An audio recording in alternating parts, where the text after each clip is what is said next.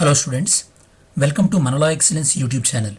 ఈ వీడియోలో మనం ఈనాడు, ఇండియన్ ఎక్స్ప్రెస్, పిఐబి అనాలిసిస్ని డిస్కస్ చేయడం జరుగుతుంది. డేట్ వచ్చేసి 16th May 2020. వీడియో ఎండింగ్లో కరెంట్ అఫైర్స్ క్విజ్ కూడా డిస్కస్ చేయడం జరుగుతుంది. స్టూడెంట్స్, మనం డీటెయిల్డ్ అనాలిసిస్కి వెళ్ళే కన్నా ముందు యాజ్ యూజువల్గా ఈరోజు ఈనాడు, ఇండియన్ ఎక్స్ప్రెస్లో వచ్చినటువంటి ఇంపార్టెంట్ ఆర్టికల్స్ ఎందుకు కవర్ చేద్దాం. స్టూడెంట్స్, మొత్తం 10 న్యూస్ ఆర్టికల్స్ మనం కవర్ చేయబోతున్నాం. ఫస్ట్ వన్ వచ్చేసి ఏంటంటే ఫిస్కల్ స్టిమ్యులస్, ఆత్మ నిర్భర్ భారత్ అభియాన్. నేను మీకు పార్ట్ 1 వీడియో చేశాను ఆల్రెడీ. 20 లక్షల కోట్లు ఎవరికి ఎంత అనేది. పార్ట్ 2, పార్ట్ 3 చేస్తున్న స్టూడెంట్స్ కొన్ని అప్డేట్స్ తీసుకునేది ఉంది కాబట్టి అవి నేను చేసి మీకు రిలీజ్ చేస్తాను.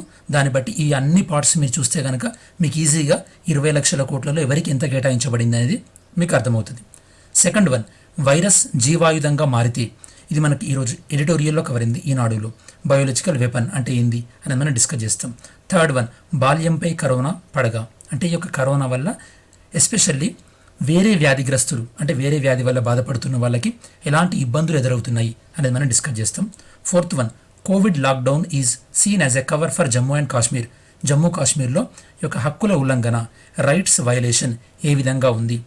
అలానే జమ్మూ కాశ్మీర్ ప్రజల్లో భారతదేశ ప్రభుత్వం ఎలాంటి చర్యలు చేయడం ద్వారా వాళ్ళలో ఒక రకమైనటువంటి విశ్వాసాన్ని కలుగజేయచ్చు, కాన్ఫిడెన్స్ని కలుగజేయచ్చు అని మనం డిస్కస్ చేద్దాం. సో ఇవి మొత్తం కూడా ఎడిటోరియల్ పాయింట్ ఆఫ్ వ్యూలో. ఫిఫ్త్ వన్, కరోనా ప్రపంచవ్యాప్తంగా ఏ విధంగా ఉందని మనం బ్రీఫ్గా చెక్ చేద్దాం.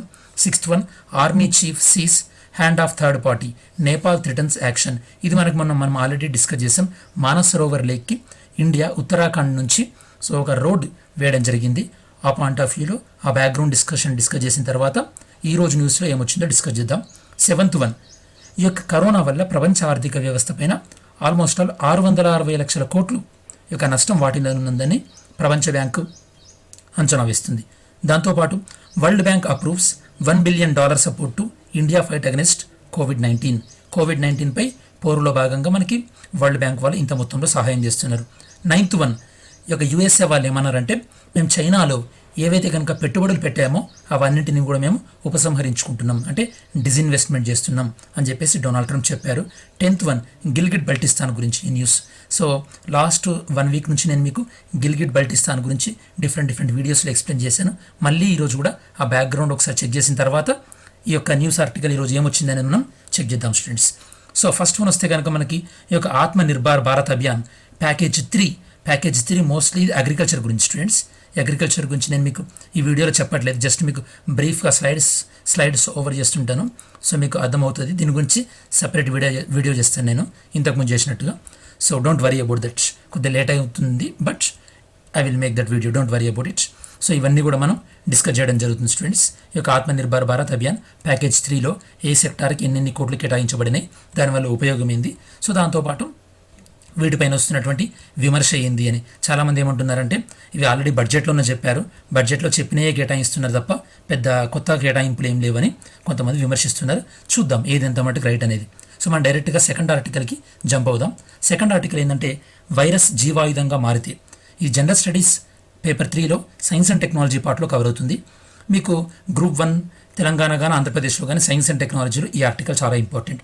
ఈ ఆర్టికల్లో ఏం చెప్తున్నారంటే ఒకవేళ ఈ జీవాయుధం, ఈ యొక్క వైరస్ అనేది కరోనా వైరస్ లాంటివి జీవాయుధంగా ఉంటే కనుక అది ప్రభుత్వాలపైన ఎలాంటి ప్రభావం చూపిస్తుంది అంటే మనం ఈ ఆర్టికల్లో అసలు జీవ ఆయుధం అంటే ఏంది, ఈ జీవ ఆయుధాల ఏ యొక్క ఒప్పందం ద్వారా దీన్ని బ్యాన్ చేయడం జరిగింది, దాంతోపాటు ఈ యొక్క జీవ ఆయుధాలు ఏవైనా సృష్టించబడితే కనుక వాటిని ఎలా కంట్రోల్ చేయాలి అని మనం డిస్కషన్ చేస్తూ ఫైనల్గా దీనికి background information biological weapons convention అని ఒకటి ఉంటుందన్నమాట, అంతర్జాతీయ ఒప్పందం.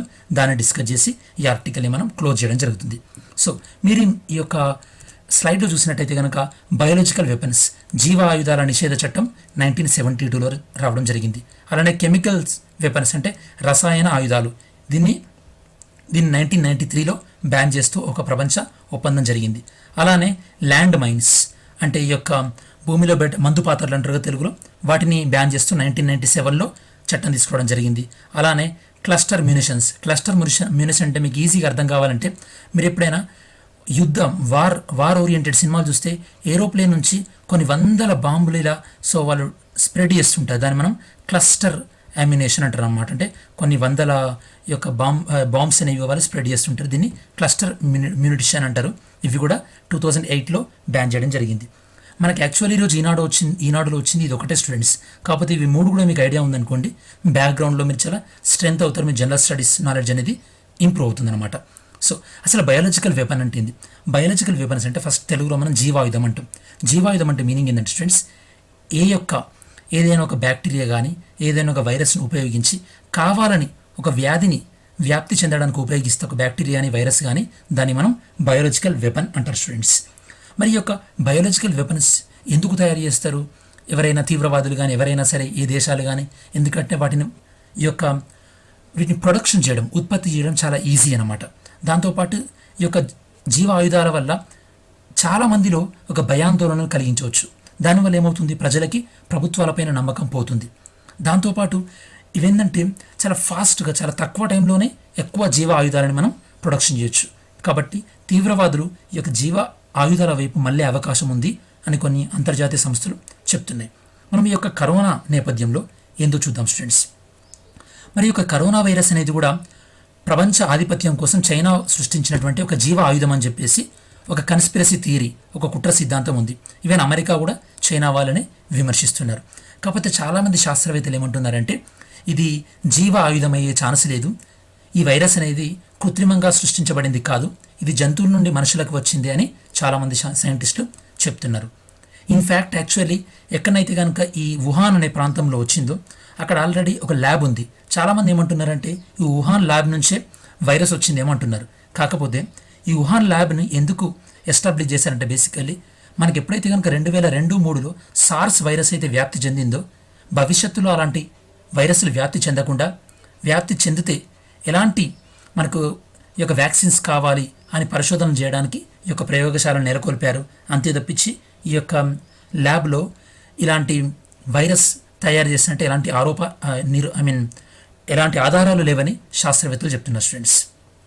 ఒకవేళ ఈ యొక్క వైరస్ లాంటివి బయోలాజికల్ వెపన్స్ని ఎవరైతే కనుక టెర్రరిస్టులు వాళ్ళలో ఎవరికైనా ఈ వైరస్ సోకితే కనుక ఆ సోకినటువంటి వ్యక్తిని ఈ యొక్క ప్రజలలో పంపించేసి అందరికీ కూడా వ్యాధిని స్ప్రెడ్ చేసే అవకాశం ఉంది. దానివల్ల ఏమవుతుంది, మన యొక్క పబ్లిక్ హెల్త్ సేఫ్టీ, మన ప్రజా ఆరోగ్య సంరక్షణ అనేది దెబ్బతింటుంది. అప్పుడు ప్రభుత్వాలు హ్యాండిల్ చేయలేవు ఇలా పెరిగిపోతున్నటువంటి ఈ యొక్క కేసెస్ని. దానివల్ల ఏమవుతుంది, ప్రజల్లో ఒక తీవ్రమైనటువంటి గందరగోళం, ఒక అశాంతి, ప్రభుత్వం పైన అపనమ్మకం ఏర్పడుతుంది. సో ఇలా ఏర్పడకుండా అంటే ఇలా తీవ్రవాదులు ఈ యొక్క జీవ ఆయుధాలను సృష్టించిన తర్వాత వాటిని వ్యాప్తి చెందకుండా ప్రభుత్వాలు 3 దశలుగా ఎదుర్కోవచ్చు. ఫస్ట్ స్టేజ్ ఏంటంటే బేసికల్లీ సైబర్ సర్వీలియన్స్. అంటే తీవ్రవాదులు ఒక తీవ్రవాది నుంచి ఇంకో తీవ్రవాదితో మాట్లాడేటటువంటి ఈమెయిల్ కానీ లేదా ఇంటర్నెట్ కమ్యూనికేషన్ కానీ లేదా SMS కానీ వాటిని మానిటర్ చేస్తూ అంటే సో వాటిపైన నిఘా పెట్టి వాళ్ళు ఏం మాట్లాడుతున్నారు, వేటి గురించి మాట్లాడుతున్నారు, అలానే ఇలాంటి తీవ్రవాద భావజాలం ఉన్నవారు ఏ ప్రాంతాలలో సంచరిస్తున్నారు, ఒకవేళ వాళ్ళు ఏ ప్రాంతాల్లో సంచరిస్తున్నారో అక్కడి ప్రజల ఆరోగ్యం ఏ విధంగా ఉంది, ఇలాంటి చర్యలు మనం ఫస్ట్ స్టెప్లో తీసుకోవాలి. దాంతోపాటు ఎవరైతే కనుక తమ ప్రయోజనాల కోసం ఈ యొక్క బయో టెర్రరిజంను ఉపయోగించుకోవాలనుకుంటున్నారో వాళ్లకు తీవ్రమైనటువంటి శిక్షలు విధించాలి. ఇన్ కేస్ ఇప్పుడు మనకు ఉన్నటువంటి చట్టాలలో అలాంటి తీవ్రమైనటువంటి శిక్షలు లేకపోతే మనం కొత్త చట్టాలు తెచ్చైనా సరే ఇన్ఫ్యాక్ట్ మనం మరణశిక్ష లాంటి తీవ్ర శిక్షలు విధించడానికి కూడా వెనుకాడకూడదు. ఇది ఫస్ట్ స్టెప్. అంటే కమ్యూనికేషన్, తీవ్రవాదుల మధ్య కమ్యూనికేషన్ని మనం బ్రేక్ చేయాలి. సెకండ్ స్టెప్ అంటే తీవ్రవాదులు కమ్యూనికేట్ అయిపోయి ఆల్రెడీ వ్యాప్తికి స్టార్ట్ చేశారనుకోండి, అప్పుడు మనం ఏం చేయాలి, ఈ యొక్క వైరస్ ఎవరెవరికైతే కనుక వ్యాప్తి చెందింది, ఎప్పుడు వ్యాప్తి చెందింది, వీరు ఎవరెవరిని కలిశారు అని మనం సెకండ్ స్టెప్ అనమాట. దాన్ని మనం కాంటాక్ట్ ట్రేసింగ్ అంటారు. మీరు ఆరోగ్య సేతు యాప్ గురించి వినుంటారు. ఈ యొక్క ఆరోగ్య సేతు యాప్ అనేది ఇలాంటి కాంటాక్ట్ ట్రేసింగ్ యాప్ అనమాట. ఈ కాంటాక్ట్ ట్రేసింగ్ అనేది స్టార్టింగ్లో మనకి ఈజీగానే ఉపయోగపడుతుంది స్టూడెంట్స్. అంటే ఒక కాలనీలో ఒక పర్సన్కి కరోనా వచ్చిందనుకోండి, అతను ఎవరెవరిని కలిశాడు అని మీరు ఈజీగా ఫైండ్ అవుట్ చేస్తారు. అదే కాలనీలో 100 మందికి వచ్చిందనుకోండి, 100 మందిని కలిశారనుకోండి, ఆ ప్రాబబిలిటీ ఏ రేంజ్లో పెరుగుతుంది.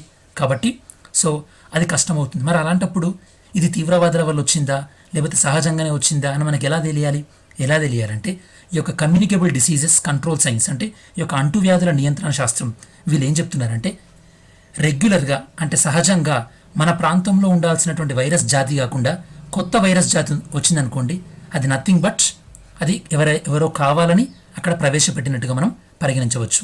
ఎందుకంటే వైరస్ ఒకటే అయినప్పటికీ దానిలో డిఫరెంట్ స్ట్రెయిన్స్, ఇంగ్లీష్లో స్ట్రెయిన్స్ అంటారు, తెలుగులో డిఫరెంట్ రకాలు ఉంటాయి స్టూడెంట్స్. అంటే ఫర్ ఎగ్జాంపుల్ యూరోప్లో ఉన్న కరోనా రకం వేరే, ఇండియాలో ఉన్న కరోనా రకం వేరే, ఆఫ్రికాలో ఉన్న కరోనా రకం వేరే. ఈ విధంగా ఒక ప్రాంతంలో ఏ వ్యక్తి కూడా విదేశం నుంచి వచ్చినటువంటి ఈ యొక్క హిస్టరీ లేకుండా అయినా కూడా కొత్త రకం వైరస్ వచ్చిందంటే మీనింగ్ ఏంది? ఎవరో దాన్ని కావాలని ప్రవేశపెట్టినట్టు. ఇలా కూడా మనం దాన్ని ఈ యొక్క బయోలాజికల్ వెపన్స్ని ఐడెంటిఫై చేయొచ్చు. థర్డ్ స్టేజ్ ఏంటి అంటే చాలామందికి వచ్చేసింది వైరస్. అప్పుడు మనం ఏం చేయాలి? నథింగ్ బట్ ఇప్పుడు మనం చేస్తున్నాం కదా, టెస్టింగ్ కానీ లేదా ఐసోలేషన్ కానీ క్వారంటైన్ కానీ ఇలాంటివి పకడ్బందీగా అమలు చేసి ప్రజలని రక్షించాల్సినటువంటి బాధ్యత ప్రభుత్వాలపైన ఉంది అని చెప్పేసి ఇంటెలిజెన్స్ వర్గాలు సూచిస్తున్నాయి స్టూడెంట్స్. అంటే ఇప్పటి వరకు మనం డిస్కస్ చేసింది ఏంటంటే ఈ యొక్క బయోలాజికల్ వెపన్ అంటే ఏంది, బయోలాజికల్ వెపన్ ఎందుకు చాలామంది ప్రిఫర్ చేస్తారు, దాంతోపాటు ఈ యొక్క కరోనా అనేది బయోలాజికల్ వెపన్ ఎందుకు కాదు అని డిస్కస్ చేస్తూ బయోలాజికల్ వెపన్స్ వస్తే ఎలాంటి చర్యలు తీసుకోవాలి అనేది మనం డిస్కస్ చేయడం జరిగింది. మరి కంక్లూజన్ ఏంటంటే స్టూడెంట్స్, ఈ యొక్క కరోనా వైరస్ వల్ల ఏదైతే కనుక మనకి ఇప్పుడు కోవిడ్ వ్యాధి ఏ విధంగానైతే వచ్చిందో ఇది ఆల్రెడీ ప్రపంచ దేశాలను ఆర్థికంగా సామాజికంగా తలకిందులు చేస్తుంది. మొత్తం అప్సైడ్ డౌన్ అయిపోయింది ప్రపంచం మొత్తం కూడా. ఇవి లాక్డౌన్లు దీర్ఘకాలికంగా కొనసాగే పరిస్థితి లేదు. ఎందుకంటే అలా దీర్ఘకాలికంగా కొనసాగితే ఆ దేశం యొక్క ఆర్థిక వ్యవస్థలు దెబ్బతింటాయి. ఎప్పుడైతే ఒక దేశం ఆర్థిక వ్యవస్థ దెబ్బతిని ఆ దేశం పేద దేశంగా అవుతుందో అప్పుడు ఆ దేశంలో తీవ్రవాదం పెరిగే అవకాశం ఉంటుంది. ఎప్పుడైనా చూడండి స్టూడెంట్స్, ఈ యొక్క టెర్రరిజం అనేది ఏ దేశంలోనైతే కనుక పేదరికం ఎక్కువ ఉంటుందో అక్కడ యూత్ని టెర్రరిజం వైపు మనం ఈజీగా అట్రాక్ట్ చేయొచ్చు. కాబట్టి ఐక్యరాజ్య సమితి ఏం చెప్తుందంటే సాధ్యమైనంత మట్టుకి ఇలాంటి బయోలాజికల్ వెపన్స్, జీవ ఆయుధాలు తయారు కాకుండా ప్రభుత్వాలు జాగ్రత్తలు తీసుకోవాలి. సో ఈ నేపథ్యంలో ప్రభుత్వాలు తగు జాగ్రత్తలు తీసుకుంటూ ప్రజల్ని చైతన్యపరచాలి. అంటే ఎవరైనా అనుమానాస్పద వ్యక్తులు తిరుగుతున్నారా, మీకు ఏమైనా అనుమానం ఉంటే మాకు చెప్పండి ఇలాంటివి. దాంతోపాటు ఇలాంటి అంటువ్యాధులు, ఈ కమ్యూనికేబుల్ డిసీజ్ ప్రపంచవ్యాప్తంగా వ్యాపించకూడదు అంటే కనుక వివిధ దేశాల మధ్యలో సమన్వయం ఎంతో ముఖ్యం. అప్పుడే మనం బయోటెర్రరిజం లాంటిని కట్టడి చేయొచ్చు. ఏ దేశమైనా సరే ఒక దేశంలో వచ్చింది కదా మాకేం కాదులే అన్నటువంటి నిర్లక్ష్యపూరితమైనటువంటి ధోరణి ఉండదు. ఎందుకంటే ఇప్పుడు మనకు గ్లోబలైజేషన్ ఉంది ప్రపంచం మొత్తం. అంటే ఒక దేశంలో వచ్చినటువంటి వ్యాధి ఇంకో దేశానికి రావడం పెద్ద విషయమేం కాదు. సో ఇలాంటి చర్యల ద్వారా మనం ఈ యొక్క బయోలాజికల్ వెపన్స్ అంటే జీవ ఆయుధాలను మనం అరికట్టవచ్చు స్టూడెంట్స్. మనం నెక్స్ట్ ఆర్టికల్ ఏం డిస్కస్ చేస్తామంటే బాల్యంపై కరోనా పడగా. ఈ యొక్క నెక్స్ట్ ఆర్టికల్కి వెళ్ళే కన్నా ముందు చిన్నగా బ్యాక్గ్రౌండ్ ఇన్ఫర్మేషన్ స్టూడెంట్స్. నేను ఇప్పటివరకు ఏమైతే చెప్పాను బయోలాజికల్ వెపన్స్ కన్వెన్షన్ అని చెప్పాను కదా, ఈ యొక్క బయోలాజికల్ వెపన్ కన్వెన్షన్ దీన్ని మనం BWC లేదా BTWC అన్న నిక్నేమ్తో పిలుస్తాం. బయోలాజికల్ వెపన్ కన్వెన్షన్ లేదా biological and toxin weapons convention అని పిలుస్తారు. సో దీని యొక్క సిగ్నిఫికెన్స్, దీని యొక్క ప్రాముఖ్యత ఏంటంటే బేసికల్లీ ఈ యొక్క జీవ ఆయుధాలను నిర్మూలించడం. ఈ ట్రీటీ అంటే ఈ యొక్క ఒప్పందం పైన డిస్కషన్స్ ఎప్పుడు స్టార్ట్ అయినాయంటే 1972లో స్టార్ట్ అయినాయి. ఈ ఒప్పందం అమల్లోకి వచ్చింది 1975లో. మరి ఈ యొక్క ఒప్పందంలో ఉన్నటువంటి సభ్యత్వ దేశాలు ఏంటి అంటే 183 దేశాలు. ఇండియా కూడా ఈ ఒప్పందంలో సిగ్నేచర్ చేయడం జరిగింది స్టూడెంట్స్. మనం నెక్స్ట్ ఆర్టికల్ చూసినట్టయితే స్టూడెంట్స్, ఇందులో బాల్యంపై కరోనా ప్రభావం, ఇది మనకు general studies paper 2 point of వ్యూలో హెల్త్ సెక్షన్లో మనకి ఉపయోగపడేటటువంటి ఆర్టికల్.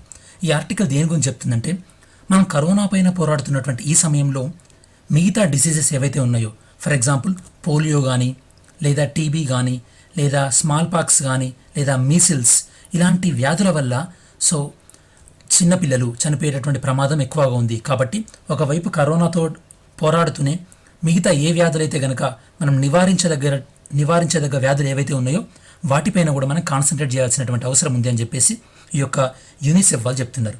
సో మనం ఈ ఆర్టికల్ డైరెక్ట్గా మనం అప్రోచ్ కాకుండా ఫస్ట్ మనం ఏం డిస్కస్ చేస్తామంటే ఈ ఆర్టికల్లో బ్యాక్గ్రౌండ్ ఇన్ఫర్మేషన్ డిస్కస్ చేస్తామంటే మన భారతదేశంలో ఈ యొక్క ఆరోగ్య వ్యవస్థ ఏ విధంగా ఉంది, మన భారతదేశ ఆరోగ్య వ్యవస్థలో ఉన్నటువంటి లోపాలు ఏంది అని మనం డిస్కస్ చేస్తాం.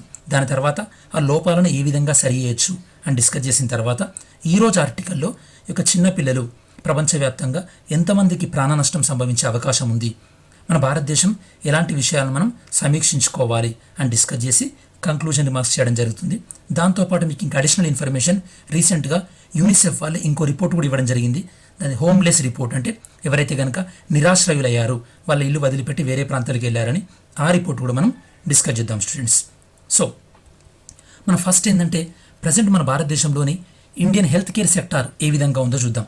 సో బేసికల్లీ ఒక వ్యక్తి యొక్క ఆరోగ్యం విషయంలో రెండు విధాలుగా స్పెండ్ చేస్తాడు స్టూడెంట్స్. ఫస్ట్ ఏంటంటే వ్యాధి రాకముందు, అంటే వ్యాక్సినేషన్. దీన్ని మనం రోగ నిరోధక చికిత్స అంటాం అనమాట. దీన్ని మనం ఇంగ్లీష్లో ప్రొఫైలాక్టిక్ ట్రీట్మెంట్ అంటాం. నెక్స్ట్ ఏంటంటే వ్యాధి వచ్చిన తర్వాత. సో ఇదేంటంటే basically general health treatment.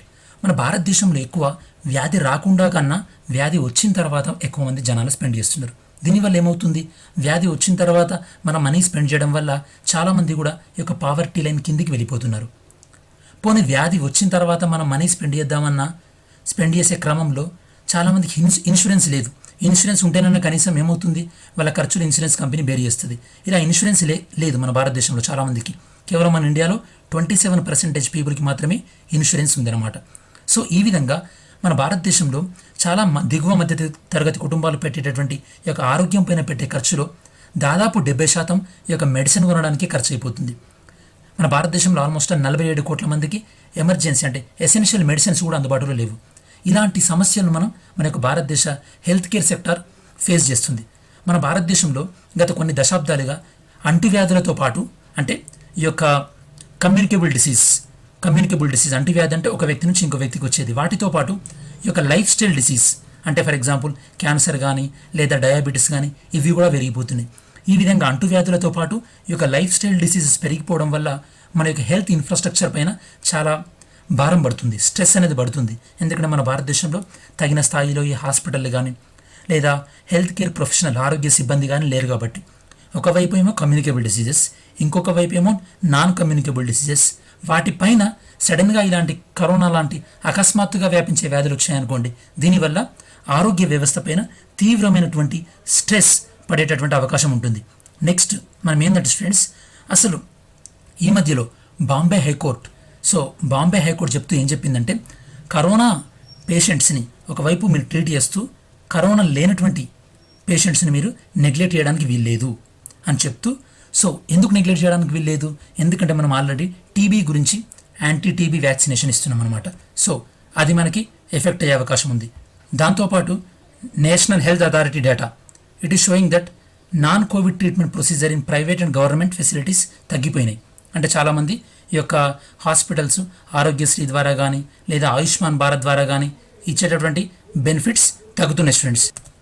So ఈ విధంగా మనం కరోనా పేషెంట్స్ని వైపు కేర్ తీసుకుంటూ నాన్ కోవిడ్ పేషెంట్స్ పైన నెగ్లెక్ట్ చేస్తే ఏంటంటే ఈ యొక్క క్యాన్సర్ పేషెంట్స్ కానీ లేదా టీబీ పేషెంట్స్ కానీ వాళ్ళు నెగ్లెక్టెన్స్కి గురైతే దానివల్ల కూడా వాళ్ళు చనిపోయేటటువంటి అవకాశం ఉంటుంది. మరి బేసికల్లీ మనం ఈరోజు న్యూస్ ఆర్టికల్ డిస్కస్ చేసే కన్నా ముందు అసలు మన భారతదేశ ఆరోగ్య వ్యవస్థలో ఎలాంటి చర్యలు తీసుకోవాలి, సొల్యూషన్స్ ఏ విధంగా ఉండాలి. ఫస్ట్ వన్ ఏంటంటే మనం ప్రైమరీ హెల్త్ కేర్ వ్యవస్థను చాలా స్ట్రాంగ్గా తీర్చిదిద్దాలి. అప్పుడు సో ఏమవుతుందంటే ప్రజలు పట్టణాలకు రాకుండా వాళ్ళ విలేజ్లోనే ఈ యొక్క సమస్యలను తీర్చుకోగలుగుతారు. దాంతోపాటు మనం హెల్త్ కేర్ ప్రొఫెషనల్స్ వైద్య సిబ్బందిని పెంచాలి. ఇది చాలా అత్యంత కీలకం. దాంతోపాటు ప్రతి జిల్లాలో కూడా ఒక వైద్య కళాశాలను స్థాపించి ఎవరైతే కనుక అర్హులైనటువంటి యువత ఆ జిల్లాలో వాళ్ళు ఉంటారో వాళ్ళు అక్కడ చదువుకునే విధంగా కౌన్సిలింగ్ ద్వారా ఏర్పాటు చేసి వాళ్ళు అక్కడే సేవ చేయడం ద్వారా, అంటే అందరూ డాక్టర్లు సిటీలో వచ్చి సేవ చేయడం కాకుండా గ్రామాల్లో కూడా సేవ చేసే విధంగా ప్రభుత్వాలు చర్యలు తీసుకోవాలి. దాంతోపాటు నేను మీకు ఇంతకుముందు చెప్పినట్టు మన భారతదేశంలో కేవలం 27% ప్రజలకి మాత్రమే బీమా సౌకర్యం ఉంది. కాబట్టి మనం బీమా సౌకర్యాన్ని ఇంకా పెంచాల్సినటువంటి అవసరం ఉంది. అలానే ఈ ప్రభుత్వాలు కూడా ఏ రాష్ట్రంలో ఎవరికి ఎక్కువ వ్యాధులు వస్తున్నాయి, ఏ గిరిజన జాతి వాళ్ళకి ఎలాంటి వ్యాధులు వస్తున్నాయి అన్న సమాచారం తీసుకొని ఒక డేటాబేస్ మెయింటైన్ చేసి దాన్ని బట్టి ముందు జాగ్రత్తలు తీసుకోవాలి. మరి ఇలాంటి డేటాబేస్ మెయింటైన్ చేసేటప్పుడు ప్రజల యొక్క రైట్ టు ప్రైవసీకి కూడా ఆటంకం కలగకుండా ఉండాలి, ఎందుకంటే అది కాన్స్టిట్యూషనల్ రైట్ కాబట్టి. అలానే ఈ యొక్క ఎసెన్షియల్ మెడిసిన్స్ ఏవైతే ఉంటాయో వాటిని అందుబాటు ధరలోకి తీసుకురావాలి. ఎందుకంటే దిగువ మధ్యతరగతి ప్రజలు వాళ్ళ హెల్త్ మీద ఖర్చు పెట్టే మొత్తం కాస్ట్లో 70% దేని మీద ఖర్చు పెడుతున్నానని చెప్పాను, నేను మీకు మెడిసిన్స్ పైన ఖర్చు పెడుతున్నానని చెప్పాను. దాంతోపాటు ఈ యొక్క హెల్త్ అనేది రాష్ట్ర జాబితాల నుండి ఉమ్మడి జాబితాలోకి మార్చడం ద్వారా దీనిపైన కేంద్ర రాష్ట్ర ప్రభుత్వాలు చట్టాలు చేయొచ్చు. అఫ్కోర్స్ అలా మార్చడం ద్వారా కూడా కొన్ని కాంప్లికేషన్స్ ఉన్నాయి, అది వేరే విషయం. మరి ఈరోజు ఆర్టికల్ ఏంటంటే ఎక్స్క్లూజివ్లీ చిన్న పిల్లల మీద కాన్సన్ట్రేట్ చేయడం జరిగింది. యూనిసెఫ్ వాళ్ళు ఏం చెప్తున్నారంటే మనం కరోనాని పట్టించుకుంటూ వేరే వ్యాధిని పట్టించుకోకపోయినట్టయితే కనుక నెక్స్ట్ 6 months, చాలా జాగ్రత్త వినండి students, next 6 months every day ఒక 6,000 మంది చిన్నపిల్లలు చనిపోయే అవకాశం ఉంది. ఎందుకు? మన ఆరోగ్య వ్యవస్థ బలహీనపడడం వల్ల. మన ఆరోగ్య వ్యవస్థ ఎందుకు బలహీనపడింది? ఎందుకంటే మన ఆరోగ్య వ్యవస్థలోని ఈ యొక్క మౌలిక సదుపాయాలు కానీ లేదా ఆరోగ్య వ్యవస్థలో పనిచేస్తున్నటువంటి హెల్త్ కేర్ వర్కర్స్ కానీ వీళ్ళందరూ ఈ యొక్క కోవిడ్ వ్యాధి నివారణలో బిజీ ఉన్నారు కాబట్టి. దాంతోపాటు ఈ యొక్క 6 monthsలో 118 ఏవైతే కనుక లో income countries, middle income countries అంటే తక్కువ ఆదాయం ఉన్న దేశాలు లేదా మధ్యస్థంగా ఆదాయం ఉన్నటువంటి దేశాలు, ఈ దేశాలలో అప్రాక్సిమేట్గా 12 లక్షల మంది కూడా చనిపోయే అవకాశం ఉంది. నెక్స్ట్ 6 నెలల్లో అంతమంది పిల్లలు చనిపోయే అవకాశం ఉంది. ఎందువల్ల ఇది? ఎందుకంటే చిన్నపిల్లల యొక్క చైల్డ్ వ్యాస్టింగ్ అంటే ఎత్తుకు దగ్గ బరువు ఉండకపోవడం వల్ల. ఇలాంటివి అంటే ఇంతమంది చిన్నపిల్లలు చనిపోయే అవకాశం ఉంది. ఈ చిన్నపిల్లలందరూ ఏ వ్యాధుల వల్ల? మనం క్యూర్ చేసేటటువంటి నివారించబడేటటువంటి వ్యాధుల వల్ల. అంటే కొద్దిగా కాన్సన్ట్రేట్ చేస్తే, వ్యాక్సినేషన్ ప్రాపర్ టైంకి ఇస్తే వాళ్ళందరినీ మనం కాపాడుకోవచ్చు. అంటే ఈ యొక్క కరోనా వ్యాధి అనేది ఎవరైతే కనుక పూర్ చిల్డ్రన్ పైన, పేదరికంలో ఉన్నటువంటి చిల్డ్రన్ పైన ఎలాంటి ఎఫెక్ట్ చూపెట్టకుండా యూనిసెఫ్ అనేది రీఇమాజిన్ అనే ప్రోగ్రామ్ని కూడా టేకప్ చేయడం జరిగింది. ఈ యొక్క కరోనా వల్ల నేను మీకు ఇంతకుముందు చెప్పినట్టు ఎవ్రీడే 6,000 మంది కరోనా వల్ల, ఈ యొక్క ఆరోగ్య వ్యవస్థ బలహీనపడడం వల్ల, వేరే వ్యాధుల వల్ల ఎవ్రీడే 6,000 మంది చనిపోతున్నారు. కాబట్టి ఈ 6,000 మంది చనిపోతున్నటువంటి దేశాలలో ఏ 10 దేశాల్లో ఎక్కువ మంది చిన్నపిల్లలు చనిపోతున్నారో అందులో మన ఇండియా కూడా ఉంది స్టూడెంట్స్. అంటే మన ఇండియాలో పరిస్థితి ఏ విధంగా ఉందో మీరు అర్థం చేసుకోవచ్చు. యాక్చువల్లీ ఒక చిన్న పిల్లవాడు అంటే ఒక చైల్డ్ అనేది పుట్టిన తర్వాత అతను సర్వైవ్ అయ్యే అంటే అతను బతికే అవకాశం ఉన్నటువంటి ఒక ఇండెక్స్లో మన భారతదేశం 131 ర్యాంక్ ఉంది, మొత్తం 180లో. అంటే ఒక చిన్న పిల్లవాడు పుట్టిన తర్వాత అతను బతికే అవకాశాలు అంత తక్కువగా ఉన్నాయని మీనింగ్. అంటే infant mortality rates, maternal mortality rates, ఇవి మీకు వర్డ్స్ మీకు జనరల్గా వస్తుంటాయి. అవి మన భారతదేశంలో ఎక్కువ ఉన్నాయి, ఇంకా కంట్రోల్ చేయాలి. యాక్చువల్లీ మనం ఏం చెప్తున్నామంటే ప్రభుత్వాలు ఈ మ్యాల్ న్యూట్రిషన్ ఏవైతే కనుక పోషకాహారాలు ఏమైతే ఉందో దాన్ని మనం చాలా మటుకు నియంత్రించగలిగినాం అని చెప్తున్నప్పటికీ కూడా ఇప్పటికీ మన భారతదేశంలో సంవత్సరానికి 7 లక్షల మంది చనిపోతున్నారు. మరి అసలు మనం చేస్తున్నటువంటి పోషణ అభియాన్ కానీ లేదా అంగన్వాడీస్ ఉన్నాయి కదా, ICDS integrated child development scheme, ఇవి ఎక్కడ విఫలమవుతున్నాయి అని మనం సమీక్షించుకోవాల్సినటువంటి అవసరం ఎంతైనా ఉంది. అంటే ఒకవైపు కరోనాపై పోరాడుతూనే ఇన్ని సంవత్సరాలుగా మనం వివిధ వ్యాధుల నివారణలో ఏదైతే కనుక ప్రగతి సాధించామో దాన్ని మనం కాపాడాల్సుకోవాల్సినటువంటి అవసరం ఎంతైనా ఉంది స్టూడెంట్స్. సో ఫైనల్గా మనం కంక్లూజన్స్ ఏం డ్రా చేయాలంటే మన దేశంలో ఆల్మోస్ట్ 40% పిల్లలకు వ్యాక్సినేషన్ కానీ లేదా ప్రాపర్ విటమిన్స్ కానీ అవైలబుల్ లేదు. మరి ఈ స్థితిలో మరింత మంది పిల్లలు ప్రాణాలు కోల్పోకుండా ప్రభుత్వాలు తగు జాగ్రత్తలు తీసుకోవాలి. ఎప్పుడైతే కనుక మనం సస్టైనబుల్ డెవలప్మెంట్ గోల్స్ 17 పెట్టుకున్నాం కదా 2015 నుండి 2030లో, మనం సస్టైనబుల్ డెవలప్మెంట్ గోల్స్ సాధించేటటువంటి క్రమంలో ఈ యొక్క చైల్డ్ కేర్, శిశు సంక్షేమం అనేది కూడా అత్యంత కీలకం. ఇలా మనల్ని శిశు సంక్షేమం పైన దృష్టి పెట్టినప్పుడే మన యొక్క వ్యవస్థల్ని మనం నిలబెట్టుకుంటాం. దాంతోపాటు భవిష్యత్తు తరాన్ని కూడా సంరక్షించడం అనేది ప్రభుత్వాల యొక్క బాధ్యత స్టూడెంట్స్. దీనికి అడిషనల్గా యూనిసెఫ్ రీసెంట్గా ఇంకో రిపోర్ట్ కూడా ఇచ్చింది. ఆ రిపోర్ట్ ప్రకారం ఏంటంటే భారతదేశ వ్యాప్తంగా లాస్ట్ ఇయర్ సుమారు 50 లక్షల మంది హోమ్లెస్ నిరాశ్రయులయ్యారు. 50 లక్షల మందిలో ఎక్కువ అంటే నిరాశ్రయులు అవడం ఇన్ ద సెన్స్ ఏంటంటే వాళ్ళు ఊరు వదిలిపెట్టి వెళ్ళడం అనమాట. ఇది ఎక్కువగా ప్రకృతి వైపరీత్యాల వల్ల అంటే న్యాచురల్ డిజాస్టర్స్ వల్ల లేదా వైలెన్స్ ఇట్లాంటి వల్ల అనమాట. మరి ప్రపంచవ్యాప్తంగా లాస్ట్ ఇయర్ మొత్తం 3.3 కోట్ల మంది నిర్వాసితులయ్యారు. ఇందులో ఆల్మోస్ట్ 1.2 crores మంది చిన్నారులే ఉన్నారని చెప్పేసి యూనిసెఫ్ చెప్పిందనమాట. ఏ రిపోర్ట్ దాని పేరు? Last at home. ఇలా వాళ్ళు నిరాశ్రయులు అయితే కనుక ఇలాంటి కరోనా లాంటి వ్యాధి పడే అవకాశం ఎక్కువగా ఉంది స్టూడెంట్స్. ఇందులో మీరు యూనిసెఫ్ గురించినటువంటి basic information, UNICEF head quarter ఎక్కడుంది, అది ఏ ఇయర్లో ఎస్టాబ్లిష్ చేశారు, దాంతోపాటు యూనివర్సల్ చిల్డ్రన్ డే ఏది అనేది కూడా మనం డిస్కస్ చేసాం స్టూడెంట్స్. మనం నెక్స్ట్ ఆర్టికల్ తీసుకున్నట్టయితే ఇది జమ్మూ కాశ్మీర్కి సంబంధించింది స్టూడెంట్స్. మనకి ఇంటర్నల్ సెక్యూరిటీ పాయింట్ ఆఫ్ వ్యూలో వెరీ ఇంపార్టెంట్. ఈ ఆర్టికల్లో ఆథర్, ఇది మనకి ఇండియన్ ఎక్స్ప్రెస్లో మెయిన్ ఎడిటోరియల్ పేజ్ అనమాట. ఇతను ఏం చెప్తున్నారంటే జమ్మూ కాశ్మీర్లో అక్కడ శాంతి భద్రతలు నెలకొలాలి అంటే అక్కడ ప్రజల్లో ప్రభుత్వం పైన విశ్వాసం కలగాలి, ప్రజల్లో మన భారతదేశంలోని న్యాయ వ్యవస్థ పట్ల విశ్వాసం కలిగేలా ఉండాలి. అప్పుడే అక్కడే మనం శాంతి భద్రతలను నెలకొల్పగలుగుతాం. లేనట్టయితే కనుక అక్కడ యువత తీవ్రవాదం వైపు ఈజీగా అట్రాక్ట్ అయ్యేటటువంటి అవకాశం ఉంది అని ఇతను చెప్తున్నాడు అనమాట. దీనికన్నా ముందు మీకు ఈజీగా అర్థం కావాలంటే ఆర్టికల్, దీనికి బ్యాక్గ్రౌండ్ అర్థం కావాలి స్టూడెంట్స్. సో ఫస్ట్ మీకు జమ్మూ కాశ్మీర్లో బేసికలీ ఈ యొక్క జమ్మూ కాశ్మీర్ అనే దాన్ని ఇప్పుడు యూనియన్ టెరిటరీ చేయడం జరిగింది. మీరు ఈ మ్యాప్లో చూసినట్టు ఇది జమ్మూ కాశ్మీర్ స్టూడెంట్స్. సో ఈ జమ్మూ కాశ్మీర్, దాంతోపాటు లడాక్ అనే దాన్ని కూడా యూనియన్ టెరిటరీ చేయడం జరిగింది. ఇది పిఓకే, ఇది గిల్గిట్ బల్టిస్తాన్ అంటారు. దాంతోపాటు ఇక్కడ ఉన్నది ఇది కూడా పాక్ ఆక్యుపైడ్ కాశ్మీర్ కాకపోతే దాన్ని ఆజాదీ కాశ్మీర్ అంటారు అనమాట. ఇది బేసికల్లీ జాగ్రఫికల్ టర్మ్స్. సో మరి జమ్మూ కాశ్మీర్లో రీసెంట్గా కొన్ని ఇన్సిడెంట్ జరిగినాయి స్టూడెంట్స్, అవన్నీ కూడా ఎడిటోరియల్ డిస్కస్ చేశారు. నెంబర్ 1, రీసెంట్ ఒక ఎన్కౌంటర్లో మన భారతదేశం మిలిటరీలో ఉన్నటువంటి కల్నల్, ఒక జనరల్, ఒక 3 సోల్జర్ చనిపోయారు. నెక్స్ట్ ఫ్యూ డేస్ తర్వాత జరిగిన ఎన్కౌంటర్లో ఒక తీవ్రవాద అనే సంస్థకు చెందినటువంటి నైకు అనేటటువంటి వ్యక్తి చనిపోవడం జరిగింది. థర్డ్ ఇన్సిడెంట్, సుప్రీంకోర్టులో జమ్మూ కాశ్మీర్లో 4G ఇంటర్నెట్ సర్వీస్ని మళ్ళీ స్టార్ట్ చేయండి అని పిటిషన్ వేస్తే సుప్రీంకోర్టు దాన్ని కొట్టివేసి 2G సర్వీసులు ఎనఫ్ అని చెప్పడం జరిగింది. సో ఈ ఆర్టికల్లో ఏం చెప్తున్నానంటే వీటి గురించి ప్రస్తావిస్తూ ఇవి ఎంత మట్టుకు రైట్, ఎంత మట్టుకు రాంగ్ అని విశ్లేషిస్తూ ప్రభుత్వాలు ఏం చేయాలి అని చెప్తున్నాను అనమాట. చూద్దాం. సో బ్యాక్గ్రౌండ్ అర్థం చేసుకోవాల్సింది ఏంటంటే జమ్మూ కాశ్మీర్లో 2 రకాలైనటువంటి లాక్డౌన్ పరిస్థితులు కొనసాగుతున్నాయి.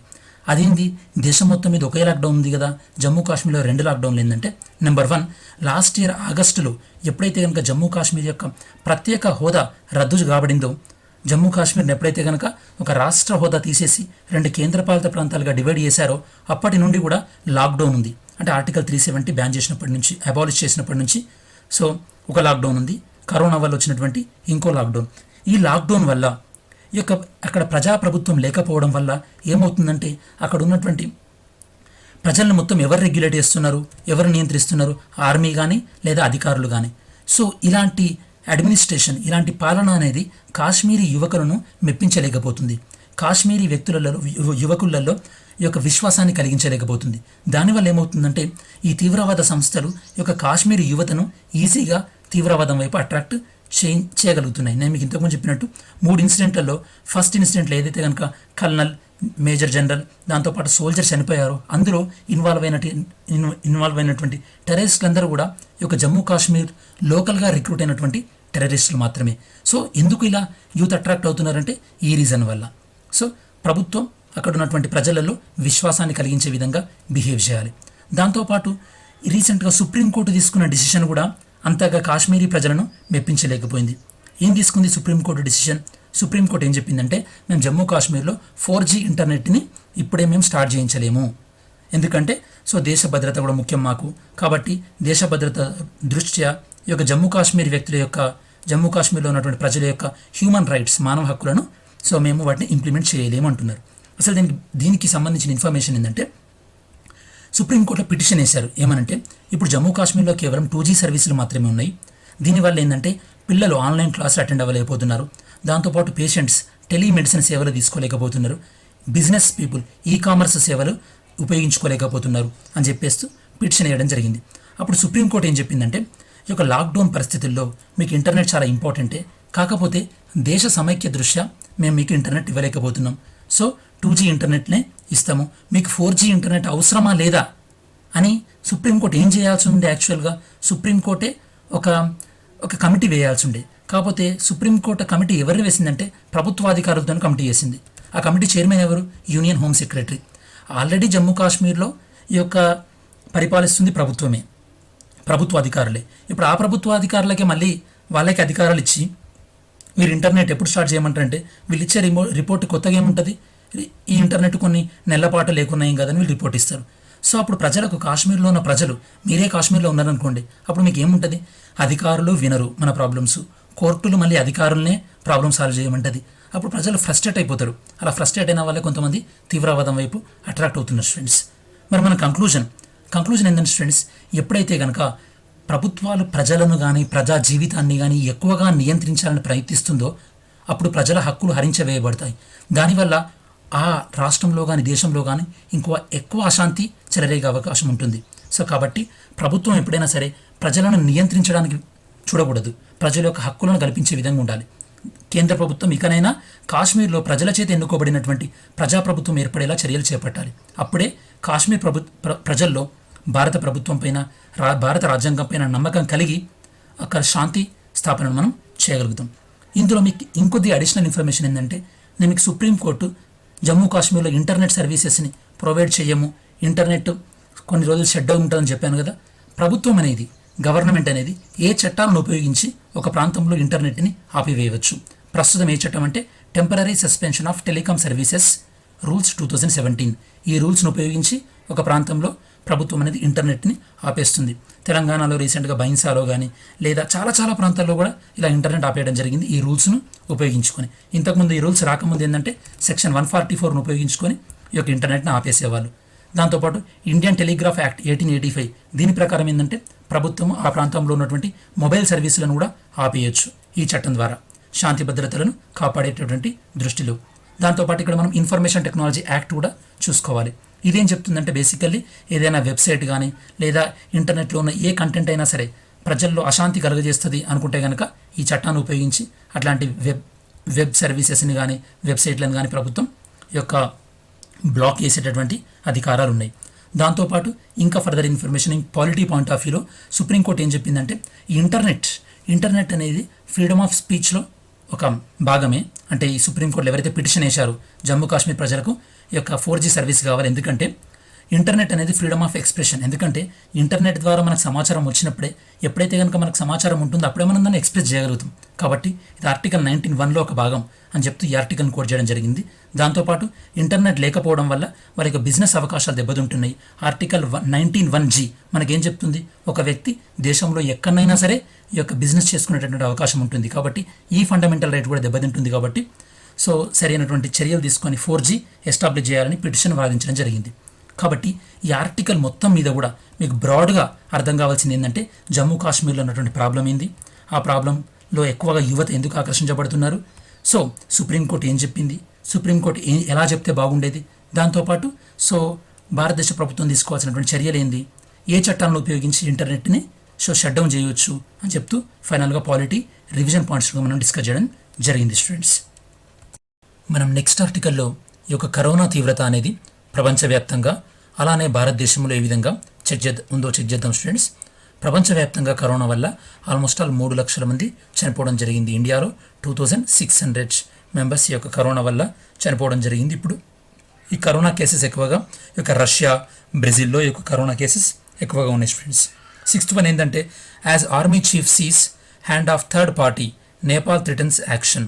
సో ఈ ఇష్యూ దేని గురించి అంటే ఇండియా నేపాల్ మధ్య ఉన్నటువంటి సో ఒక రోడ్ గురించి స్టూడెంట్స్. ఈ మధ్యలో రీసెంట్గా గవర్నమెంట్ ఆఫ్ ఇండియా ఆ రోడ్ని లాంచ్ చేయడం జరిగింది. ఈ రోడ్ అనేది ఎక్కడి నుంచి ఉంటుందంటే బేసికల్లీ ఉత్తరాఖండ్లోని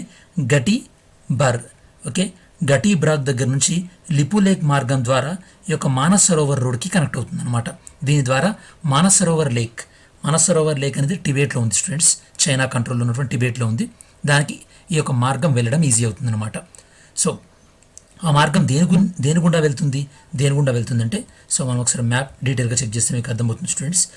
ఇక్కడ మీకు మ్యాప్లో చూపించినట్టు సో ఈ ఏరియా నుంచి వెళ్తుంది స్టూడెంట్స్, ఈ ఏరియా నుంచి వెళ్తుంది. సో నేపాల్ ఏమంటుందంటే ఈ ఏరియా మొత్తం కూడా మా పరిధిలోకి వస్తుంది అని నేపాల్ అంటుందన్నమాట. సో చూద్దాం, ఇంకా మనం జూమ్ చేసినట్టయితే కనుక మనం ఈ ఏరియా గురించి డిస్కస్ చేస్తున్నాం.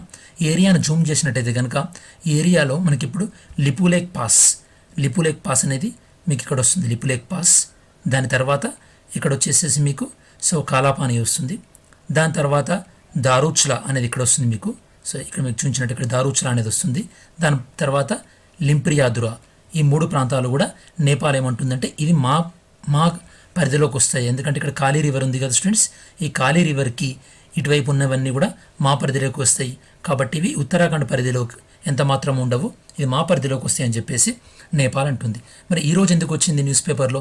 ఎందుకంటే స్టూడెంట్స్ ఈ యొక్క ఇండియన్ ఆర్మీ హెడ్ ఏమంటున్నారంటే ఇది నేపాల్ ఇలా ఈ యొక్క కాంట్రవర్సీ చేస్తుంది కదా, నేపాల్ వెనకాల చైనా వాళ్ళ యొక్క రోల్ ఉండొచ్చు అని చెప్పేసి Indian army general MM Naravane చెప్పడం జరిగింది. దానికి నేపాల్ ప్రెసిడెంట్ బిద్యాదేవి భండారి ఏం చెప్పారంటే ట్రెడిషనల్గా కూడా మాకు లిపులేక్, లింపియాదురా, కాలాపాని ఇవి నేపాల్లో ఒక భాగం. సో వెట్టి పరిస్థితుల్లో మేము వదులుకునే ఛాన్స్ లేదని చెప్పేసి వీళ్ళు చెప్పడం జరిగింది. మీకు ఆల్రెడీ మ్యాప్లో లిపులేక్, లింపియాదురా, కాలాపాని ఎక్కడెక్కడ ఉన్నాయో మీకు మ్యాప్లో చెక్ చేసాం స్టూడెంట్స్. దీనికన్నా ముందు కొన్ని రోజుల ముందు ఏంటంటే నేను మీకు ఇందాక ముందు చెప్పినట్టు లింక్ రోడ్ అనేది ఇనాగ్రేట్ చేయడం జరిగింది వయా లిపులేక్. దేని కలుపుతుంది? అది మానస్ సరోవర్ రోడ్ని కలుపుతుంది. అప్పుడు నేపాల్ ఏమందంటే ఇవి మనం బైలేటరల్గా సెటిల్ చేసుకుందాం ఇండియాకి, నేపాల్కి మధ్యలో అని చెప్పేసి. బట్ ఇండియా ఏం సస్పెక్ట్ చేస్తుందంటే దీని వెనకాల అంటే నేపాల్ కొద్దిగా అగ్రెసివ్గా బిహేవ్ చేస్తుంది, దీని వెనకాల చైనా రోల్ ఉండొచ్చేమో అని చెప్పేసి. ఇది మీకు ఇంకా అర్థం కావాలంటే బ్యాక్గ్రౌండ్ అర్థం చేసుకోవచ్చు ఫ్రెండ్స్. బ్యాక్గ్రౌండ్లో ఏం జరిగిందంటే 1814 to 1816 ఆంగ్లో నేపాలీ వార్ జరిగింది. అందులో ఏమైంది, దాన్ని మనం గూర్ఖా వార్ అని కూడా అంటాం. అది ఇప్పుడు ప్రస్తుతం ఉన్నటువంటి నేపాల్ రాజ్యం కింగ్డమ్ ఆఫ్ గోర్ఖాకి మరి ఈస్ట్ ఇండియా కంపెనీ వల్ల జరిగింది. ఆ యుద్ధం దేంతో అయిపోయిందంటే 1816 సుగౌలి ట్రీటీతోని ఆ యుద్ధం అయిపోయింది. ఆ యుద్ధంలో లింపియాదురా, కాలాపాని, లిపులేక్ ఇవన్నీ కూడా ప్రస్తుత నేపాల్లో ఉన్నాయి. రిమైనింగ్ ఉత్తరాఖండ్ని ఈ యొక్క నేపాల్ అప్పుడున్నటువంటి గూర్ఖా కింగ్డమ్ అనేది అప్పగించడం జరిగింది. ఇప్పుడు నేపాల్ వాళ్ళు కూడా అదే అంటున్నారు అన్నమాట, ఈ 3 ప్రాంతాలు మాకు సంబంధించినవి అని చెప్పేసి. ఓకే, సో ఏదైతే కనుక నేను మీకు ఇంతకుముందు చెప్పినట్టు ఈ కాళీ రివర్ ఉందో, ఈ కాళీ రివర్కి రైట్ సైడ్ పార్ట్స్, సో నేను మీకు ఆల్రెడీ జూమ్ చేశాను కదా, ఈ ప్రాంతం అంతా అది వాళ్ళే క్లెయిమ్ చేస్తున్నారు అనమాట. సో నేపాల్ పాలిటిక్స్ కూడా ఈ పేరు చెప్పుకొని ఆ నేపాల్లో వివిధ రకాలైనటువంటి రాజకీయ పార్టీలు, సో వాళ్ళు కూడా దీనిపైన మైలేజ్ తీసుకుంటున్నారు అనమాట. అంటే ఈ పేరు చెప్పి వాళ్ళు రాజకీయం చేస్తున్నాం కాబట్టి వాళ్ళు కూడా పెద్ద దీన్ని తొందరగా సెటిల్ చేసుకోవాలన్న ఆలోచనలో కూడా ఏం లేరు. దాంతోపాటు మీకు అర్థం కావాల్సింది బ్యాక్గ్రౌండ్లో ఏదైనా సరే 2 దేశాల మధ్యలో ఒక నది ఉన్నట్టయితే కనుక దాన్ని మనం ట్రాన్స్ బౌండరీ వాటర్ అంటారనమాట.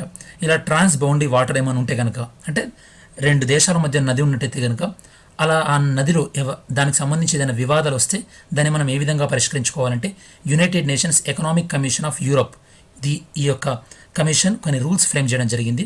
ఆ రూల్స్ని 1992లో అందరూ సైన్ చేయడం జరిగింది. దాన్ని బట్టి ఈ యొక్క ఇంటర్నేషనల్ రివర్స్ని ప్రొటెక్ట్ చేసుకోవడం, దాంతోపాటు కన్జర్వ్ చేసుకోవడం అనేది మనం చేస్తుంటాం స్టూడెంట్స్. నెక్స్ట్ ఆర్టికల్ దీనికి సంబంధించిందంటే 620 లక్షల కోట్ల నష్టం, ప్రపంచ ఆర్థిక వ్యవస్థపై కోవిడ్-19 ప్రభావం. సో ఈ యొక్క వరల్డ్ ఎకానమీ పైన కోవిడ్-19 యొక్క ప్రభావం అనేది 660 లక్షల కోట్లు ఉండొచ్చు అని అంచనా వేస్తున్నారు. ఎవరు అంచనా వేస్తున్నారు స్టూడెంట్స్? ఏషియన్ డెవలప్మెంట్ బ్యాంక్ వాళ్ళు అంచనా వేస్తున్నారు. ఈ యొక్క 660 లక్షల కోట్ల నష్టం వల్ల ఈ యొక్క ప్రపంచ జీడిపిలో ఎంత తగ్గబోతుందంటే 6.4 నుండి 9.7%కి ఈ యొక్క జీడిపి పడిపోబోతుంది అని. ఇదే విధంగా వరల్డ్ బ్యాంక్ కొన్ని రోజుల కిందట ఈ యొక్క కరోనా వల్ల ప్రపంచ జీడిపికి 2 నుండి 4% నష్టం వచ్చే అవకాశం ఉందని చెప్పారు. దాంతోపాటు ఐఎంఎఫ్ వాళ్ళు ఏం చెప్పారు? ప్రపంచ జీడిపికి 6.3% నష్టం వచ్చే అవకాశం ఉందని ఐఎంఎఫ్ వాళ్ళు. ఇలా ఒక్కొక్క ఆర్గనైజేషన్ వాళ్ళు ఒక్కొక్క ప్రెడిక్షన్ చెప్తున్నారు అనమాట. ఇక్కడ మీకు అర్థం చేసుకోవాల్సింది ఏంటంటే నెంబర్స్ కన్నా ఇంపార్టెంట్ మీకు ఈ యొక్క కరోనా వల్ల ప్రపంచ ఆర్థిక వ్యవస్థ ఏ విధంగా ఎఫెక్ట్ అవుతుంది అనేది మీరు అర్థం చేసుకోవాలి. Next article students, world bank approves $1 billion support to India fight against COVID-19. So world bank వాళ్ళు $1 billion ఇవ్వడం జరిగింది. $1 billion is equal to 7,583 crores. ఇది ఎవరి గురించి స్టూడెంట్స్? కరోనా వల్ల నష్టపోయినటువంటి పేదలు, వివిధ వర్గాలను ఆదుకోవడానికి కార్యక్రమాలు చేపట్టడానికి కోసమని వరల్డ్ బ్యాంక్ వాళ్ళు అప్పిచ్చారు. దీన్ని మన భారత ప్రభుత్వం యొక్క ప్రధానమంత్రి గరీబ్ కళ్యాణ్ యోజన ఉంది కదా, దానికి ఈ యొక్క నిధులను ఖర్చు పెట్టబోతుంది స్టూడెంట్స్. ఇలానే వరల్డ్ బ్యాంకు ఒక 1 month బ్యాక్ కూడా ఇక్కడ April 4th, ఇది మన బ్యాక్గ్రౌండ్. ఈ విధంగా మనం ఒక టాపిక్కి ఇంకో టాపిక్ లింక్ చేసుకోవాలి students. Last month April 4th రోజు కూడా ఒక $1 billion ఇవ్వడం జరిగింది. దాన్ని ఎందుకు ఖర్చు పెట్టుకోమన్నారంటే ఈ యొక్క కరోనా టెస్ట్ చేయడానికి ల్యాబ్ ఫెసిలిటీసు, టెస్టింగ్ కిట్స్, దాంతోపాటు ఐసోలేషన్ వార్డ్స్, దాంతోపాటు కరోనా పైన రీసెర్చ్, వీటన్నింటి గురించి ఖర్చు పెట్టుకోమని చెప్పారు స్టూడెంట్స్. సో ఈ విధంగా వరల్డ్ బ్యాంక్ మనకు టాపిక్లో వచ్చింది కాబట్టి వరల్డ్ బ్యాంక్కి సంబంధించినటువంటి కొద్ది బేసిక్ ఇన్ఫర్మేషన్ అనేది మీరు ఈ స్లైడ్లో చెక్ చేయొచ్చు. నెక్స్ట్ ఆర్టికల్, చైనా నుంచి పెట్టుబడుల ఉపసంహరణ. కొన్ని వేల కోట్ల పింఛన్ విధులను వెనక్కి తీసుకుంటున్నాం బ్రిటన్. సో యుఎస్ఏ అంటున్నారు స్టూడెంట్స్. యుఎస్ఏ ఏమంటుందంటే కొన్ని వేల కోట్లు మేము ఏమైతే పెట్టుబడి పెట్టామో మా దేశంలో ఉన్నటువంటి పెన్షన్ ఫండ్స్, అంటే ఇప్పుడు అమెరికన్ పెన్షన్స్ మనీ ఉంటాయి కదా, అవి చైనాలో ఈ యొక్క అమెరికా ప్రభుత్వం పెట్టుబడి పెట్టారనమాట. వాటిని మేము వెనక్కి తీసుకుంటున్నామని ఈ యొక్క అమెరికా ప్రభుత్వం ప్రకటించింది. దాంతోపాటు కరోనా విషయంలో చైనాని ఎలా తప్పుపట్టాలి, దాంతోపాటు చైనాను ఎలా కౌంటర్ చేయాలి అనే దానికోసం అని చెప్పేసి ఒక ప్రణాళిక రూపొందించడం జరిగింది. థామస్ టిల్లిస్ అనేటటువంటి అమెరికన్ సెనేటర్, అమెరికాలో సెనెట్ అంటే రాజ్యసభ, మన దగ్గర రాజ్యసభ లాగా, అక్కడ హౌస్ ఆఫ్ పీపుల్ అంటే మన దగ్గర సేమ్ లోక్సభ లాగా స్టూడెంట్స్. సో ఈ యొక్క ప్లాన్లో ఏముందంటే అమెరికా ఆర్థిక వ్యవస్థను ఎలా బలోపేతం చేయాలి, దాంతోపాటు ఈ యొక్క భారత్, దాంతోపాటు తైవాన్, వియత్నాం ఈ దేశాలతోని రక్షణ ఒప్పందాలను బలోపేతం చేసుకోవాలని చెప్పేసి ఈ యొక్క అగ్రిమెంట్లో ఉంది స్టూడెంట్స్. దాంతోపాటు చైనాలో ఏవైతే కంపెనీలు ఉన్నాయో అమెరికన్ కంపెనీలు, అవి అమెరికాకు తిరిగి వెళ్ళే విధంగా సహకరించాలి. దాంతోపాటు ఇక సప్లై చైన్, సరఫరా విషయంలో చైనా పైన ఆధారపడడాన్ని తగ్గించుకోవాలని కూడా అమెరికా ప్రభుత్వం సో భావిస్తుంది స్టూడెంట్స్. నెక్స్ట్ వన్, గిల్గిత్లో చైనా సమస్యలు. మీకు ఆల్రెడీ గిల్గిట్ బల్టిస్తాన్ అంటే ఏందో ఈరోజు మీకు ఎడిటోరియల్లో చెప్పాను స్టూడెంట్స్. సో కాశ్మీర్ విషయం చెప్పేటప్పుడు సో మళ్ళీ మ్యాప్లో చూడండి, ఇది పాకిస్తాన్ ఆక్యుపై చేసుకున్నటువంటి సో కాశ్మీర్, దీన్ని మనం గిల్గిట్ బల్టిస్తాన్ అంటాం. ఇటువైపు ఉన్నదాన్ని మనం ఆజాదీ కాశ్మీర్ అంటాం. ఇది ఆక్సాయ్ చిన్ చైనా ఆక్యుపై చేసుకుంది. సో ఆల్రెడీ మనకు చైనా వాళ్ళతోని లాస్ట్ 3-4 డేస్ నుంచి నేను మీకు చెప్తున్నాను, శాంగ్పో సరస్సు దగ్గర మనకి చైనా వాళ్ళకి గొడవలు అవుతుందని చెప్పాను. రీసెంట్గా ఏం జరిగిందంటే ఈ యొక్క గిల్గిట్ బల్టిస్తాన్లో పాకిస్తాన్ వాళ్ళు ఒక ప్రాజెక్ట్ టేకప్ చేస్తున్నారు స్టూడెంట్స్. ఓకే, ఆ ప్రాజెక్ట్ పేరు ఏంటంటే డైమర్ భాష అనే ఇరిగేషన్ ప్రాజెక్ట్ పాకిస్తాన్ వాళ్ళు టేకప్ చేసినప్పుడు మన నుంచి ఆక్యుపై చేసినటువంటి కాశ్మీర్లో వాళ్ళు ప్రాజెక్ట్ కడితే చైనా హెల్ప్ చేసింది అనుకోండి, ఇండైరెక్ట్గా మనకు అగెనిస్ట్గా చైనా పనిచేస్తున్నట్టే కదా. కాబట్టి సో భారతదేశం ఏం చెప్పిందంటే మనం ఆబ్జెక్షన్ చెప్పామన్నమాట, మీరు ఇలా ప్రాజెక్ట్ చేయకండి అని. కాకపోతే మన అభ్యంతరాలను చైనా వాళ్ళు పట్టించుకోలేదు. చైనా వాళ్ళు ఏం చెప్తున్నారంటే ఈ ప్రాజెక్టు 2 దేశాలకు బెనిఫిట్ అవుతుంది అని చెప్పేసి ఈ యొక్క 44,000 భారీ వ్యయంతో ఈ యొక్క ప్రాజెక్టును చేపడుతున్నట్టు చైనా యొక్క ప్రభుత్వ రంగ సంస్థ తెలిపింది స్టూడెంట్స్. దీన్ని బట్టి ఈ యొక్క పాకిస్తాన్ని హెల్ప్ తీసుకొని చైనా వాళ్ళు ఇండియాని కౌంటర్ చేయడానికి ఆల్వేస్ రెడీ ఉన్నారని చెప్పేసి మనకు అర్థమవుతుంది. ఒకవైపు పాకిస్తాన్, ఇంకోవైపు చైనా, దాంతోపాటు నేపాల్ కూడా ప్రజెంట్ చైనా ఇన్ఫ్లుయెన్స్లోనే ఉంది. సో మనం డిప్లొమాటిక్గా చాలా తెలివిగా వ్యవహరించాల్సినటువంటి పరిస్థితి ఉంది స్టూడెంట్స్. నిన్నటి క్విజ్, నిన్న మీకు న్యూస్ పేపర్ అనాలిసిస్ చాలా లేట్గా అప్లోడ్ చేయడం జరిగింది స్టూడెంట్స్. సో నిన్నటి క్విజ్ ఏంటంటే which state recently joined in one nation one ration card scheme. ఏ స్టేట్లు అంటే యూపీ, బీహార్. ఇప్పటివరకు ఎన్ని రాష్ట్రాలు ఇందులో స్కీమ్లో భాగమయ్యాయంటే 17 స్టేట్స్ అండ్ యూనియన్ టెరిటరీస్.